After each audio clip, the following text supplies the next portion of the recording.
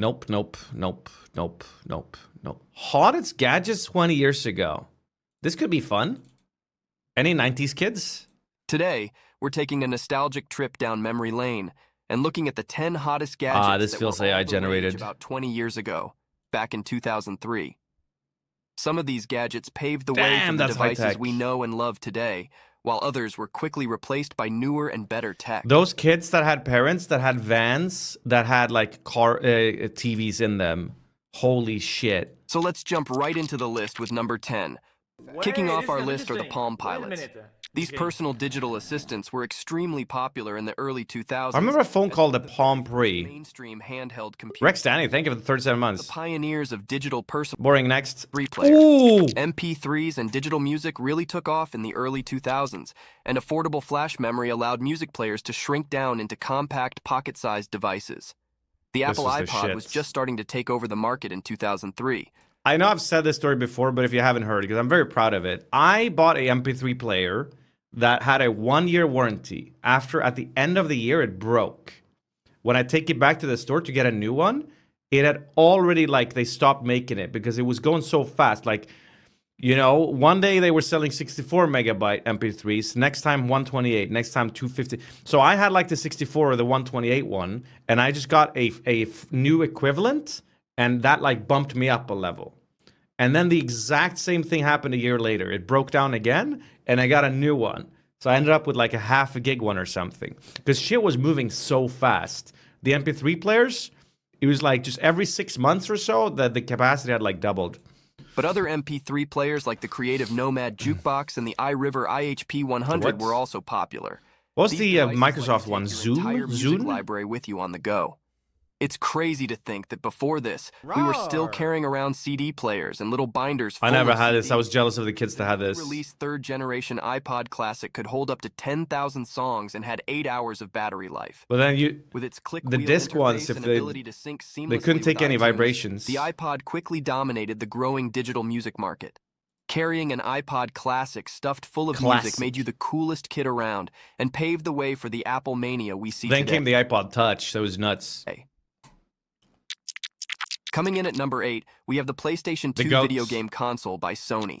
The PS2 completely changed the gaming landscape when it launched in 2000 with its powerful Emotion Engine processor, enhanced graphics, built-in DVD player, and innovative DualShock 2 controller. Built-in. By 2003, the PS2 was in full swing with a huge library of over 500 amazing games, including smash hits like Grand Theft Auto Vice City, the best-selling Final Fantasy X, has so many good games. Metal Gear Solid 2, and the Kingdom Hearts series. The PS2 became the fastest-selling gaming console ever, moving over 155 million units worldwide. I didn't have this during though. its I had the lifespan. GameCube instead. Long production runs and steady popularity made the PS2 a must-have gadget through 2003 and beyond. Pick up. Its groundbreaking processor and DVD playback made the PS2 Hey, Tamsic, 8 months. Thank you so much. Welcome back. Into the next generation. Coming into focus at number 7, we have digital cameras. While invented earlier, 2003 marked a turning point where affordable and high-tech digital cameras really went mainstream with consumers and professionals. The pictures are so ugly on these. Canon's PowerShot G5 stood out in 2003 as a leading prosumer digital camera with its comfortable grip, pivoting LCD screen, and 5-megapixel resolution for incredibly detailed photos. The G5 stored images on a compact flash card and could record videos Skip this? Okay, I know that TTS is annoying or whatever, but aperture priority, shutter priority, and manual exposure modes, along with scene presets and a hot shoe for external flashes. The Canon PowerShot G5 made digital they're making a comeback because people love the logo. What? Photography more accessible. These are starting to come back? What's wrong with people? Enthusiasts at under $1,000. And images could be quickly viewed on its swiveling LCD versus waiting for film development. Sliding into our number 6 slot, we have LCD and plasma flat panel TVs. Sony LCD. Bulky CRT tubes were the norm in 2003 until flat screen. Wait, there's Twitch stickers on this. Started taking over with their sleeker and more modern designs. Sony's top-of-the-line Grand Wega 60-inch LCD TV debuted in 2003 as their largest and most advanced flat screen. Whoa. With a 1080i resolution, HDMI inputs, USB port, 180-degree viewing angles, and picture-in-picture. This $5,000 TV delivered an unparalleled viewing experience. What do you mean, you people? The Grand Wega heralded a new generation of large, flat-panel TVs. Its eye-catching style... It's also fun that people like bought the thick TVs right before the flat screens made it big. And the ones that bought like a fucking 80-inch thick one for $1 million right on the cusp of the with a floating shift. glass bezel stood out in any living room. Sony's Grand Wega started the trend of more cinematic viewing experiences at home. It was time to say goodbye to heavy wood-paneled kind of a weird CRTs. name. We're halfway through our BlackBerry. list, and coming in at number 5 is the extremely popular BlackBerry phones. While perhaps not the sexiest devices, BlackBerries were all about function over form. MediaMarkt had a TV for These half cell a million. phones had full QWERTY keyboards and were favored heavily in the business world for email capabilities on the go.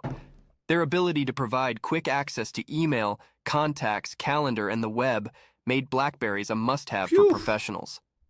The BlackBerry 62... I don't think I ever saw one of these in real life. They weren't that big in Sweden. I know the Americans were all over them. They were really expensive too, weren't they? Only like the cool, trendy, rich people had them. 10 series released in 2003 was perfect for productivity and Europors couldn't communication. afford.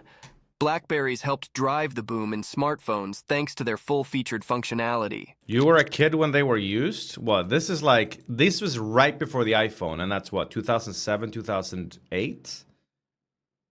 I wasn't a kid. I'm born 91, so I was like 15 at the time. Phones thanks to their full-featured functionality. Well, I guess that's a kid, but... For number 4, we have a truly I'm old enough to remember phones, man. What do you mean? iconic computer from Apple. Stop the swagging iMac out. G4. Its unique design featured a flat panel display attached to a hemispherical base holding all the components. This all-in-one computer was admired for its stylish looks and taking up very little desk space. Specs included a 15-inch LCD screen, CD burner, USB ports, and optional wireless internet. The iMac G4 represented Apple's innovative spirit and became a centerpiece of homes and offices in 2003. I lusted after that computer for You know what's ages. interesting? Everyone fights about Android versus iPhone, but I feel like the PC versus Mac war sort of died down. I don't know. No one really gives a shit anymore about that, right? That was like a hot topic for a while. What are you guys all hahing? The iMac homes and offices in 2003. I lusted after that computer for ages. The iMac G4 was one of Apple's most unforgettable computers. Unforgettable. Ringing in at number 3, we have the Nokia 5100 series of colorful cell phones. Oh, Back in baby. the early 2000s, Nokia dominated the mobile phone market long before Apple's iPhone Why pick this one though as an example? What the fuck is this one? existed. Their durable and stylish bar phones were everywhere, providing reliable calling and texting. Models like the Nokia 5100, 6100, and 7250 God, let this owners was such an customize exciting time for handheld tech. their phones look with bold and funky snap-on faceplates called express-on covers. Oh my These God, this early got Nokia bar phones this one's had got a monochrome color screens, screen? rudimentary games like Snake, interchangeable This one has battery packs, actual and internal sound? antenna technology. They may seem basic now, but the Nokia 5100 series let people personalize This one their can take phones pictures? and truly mobilize communication. Nokia, connecting Kicking off people. our top 2 is Apple's PowerBook G4. Replacing the titanium model in 2003, this new aluminum 15-inch model dubbed PowerBook G4 Aluminum had impressive specs Yo, like a basketball 1 guy. GHz G4 processor, Radeon 9600 graphics, built-in Bluetooth and Wi-Fi, a slot-loading SuperDrive, and Radeon enough GPU. horsepower for media creators. It had a stunning yet durable brushed aluminum enclosure that helped inspire Apple's future MacBook Pro designs. Still looks pretty good today. What up? Thanks, Oscar. It could drive two 23-inch cinema displays for amazing productivity. Newfangled tech like the Apple Remote and infrared sensor allowed for long-range control. Owners also loved the backlit keyboard and spacious trackpad. I am just way too used to PowerBook Windows. G4 I can never modernized operate Apple's fucking... laptop lineup in 2003 Mac with OS. power and speed, cutting-edge features, and a gorgeous Wait, is new that guy dead? industrial design. And finally, the #1 hottest gadget from 2003 was the ultra-slim, ultra-stylish Motorola Razr flip phone. Oh, baby. The Razr was revolutionary for packing You guys want to hear a really jackassy story? I don't think I ever told you. I still think about it sometimes because this is peak NymN jackass. This phone reminds me of it. There was a girl in school at the time who did this. Maybe I did say this. I don't know. Who did this thing to me. She sort of like teased me in like a patronizing but a joking way. And then I had like, we were standing in line to food and I accidentally, I don't know, I did some dumb thing. So the teacher told me, and then she did that TCE fun thing. And I was supposed to just sort of lightly push her, like just like a, you know, not anything hard, but I accidentally like pushed her way too hard. So she fucking fell over. This phone, she had this phone, like had only had it for a couple of weeks, fell out of her pocket and like hit the fucking hard floor. And there was a split second of a decision for me to make where I either go, oh my God, I'm so sorry. I didn't mean to knock you over. Are you okay? How's your phone? Oh my God, this is bad. Or I just sort of own it. And Jackass NymN, I just instantly jumped to just did this. And sort of just, yeah, and said nothing. No, it's not based. It was absolutely the wrong choice to do. It's so bad, and I regret it frequently. She got a crack on her phone, and she didn't even like call me out on it, which I feel so bad about it afterwards. And every time I see this phone, I always think of that now. I'm like, thank God this phone is ancient now. This is all like, you know, I'm going to have to guess that I'm the only person that remembers this interaction, but I felt really bad about it for a long time. Still never apologized, though, because I was too embarrassed, I guess. Packing advanced features like a camera, Peak vibrant color jackassness. display, voice dialing, Reach and out to her and buy her a new phone. more into one of the sleekest, slimmest designs ever for a phone. The metal body and flip form factor made it feel like the future. Its thin profile fit perfectly. Meanwhile, in pockets. Twitch chats, The Razr became a true status symbol. it's just amazing. I love flip phones because it's so satisfying to hang up on someone by smashing it shut. And cultural icon in the early 2000s. This phone set trends for a decade and had a huge impact on the cell phone industry.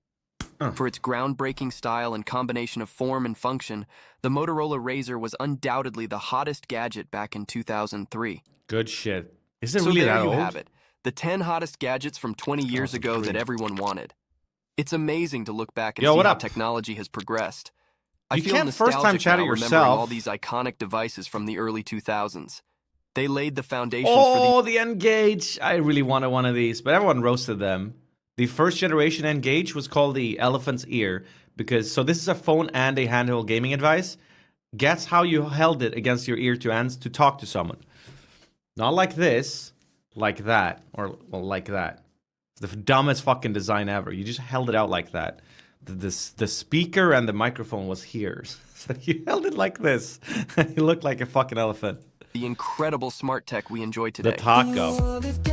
No, you didn't. Yes, you did. The first generation. Yes, you did.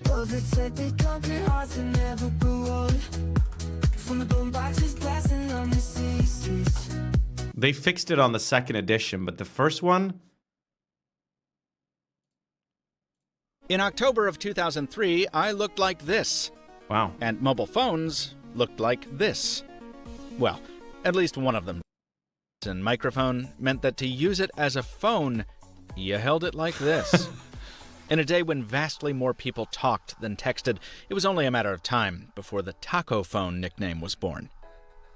Nokia estimated. But yeah, they released a new one where they fixed it, so you held it like a sane person. But the first one, nope. There's a best of internet daily notes. There's the new unusual memes. This thing looks insane.